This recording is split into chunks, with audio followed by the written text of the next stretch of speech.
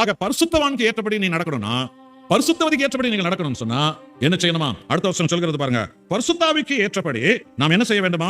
வேசித்தனமும் மற்ற எந்த அசுத்தமும் பொருளாசையும் ஆகிய இவைகளின் பேர் முதலாய் உங்களுக்குள் சொல்லப்படவும் கூடாது. கவனிச்சு பாத்தீங்களா? உங்களுடைய நடவடிக்கைகளே இருக்கிற உத்தமம், உங்களுடைய பார்வையில் வெளிப்பட உத்தமம்.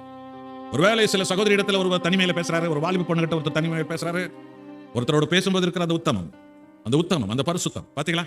வேசித்தனமும் மற்ற எந்த அசுத்தமும் பொருளாசை இவைகளின் பேர் முதலாய் உங்களுக்குள் சொல்லப்படவும் கூடாது. கவனிச்சு பாத்தீங்களா? எவ்வளவு அற்புதமான ஒரு அழைப்பு என்று உங்களுக்கு புரியுதா? ஒரு ஊழியக்காரன் அவருடைய நடவடிக்கை பற்றி யாரும் வாயில பேசக்கூடாது. ஒரு ஊழியக்காரருடைய பேச்சை வச்சு, நடைமுறை பாவனை வச்சு யாரும் பேசக்கூடாது. உங்க நடத்தை வச்சு யாரும் பேசக்கூடாது.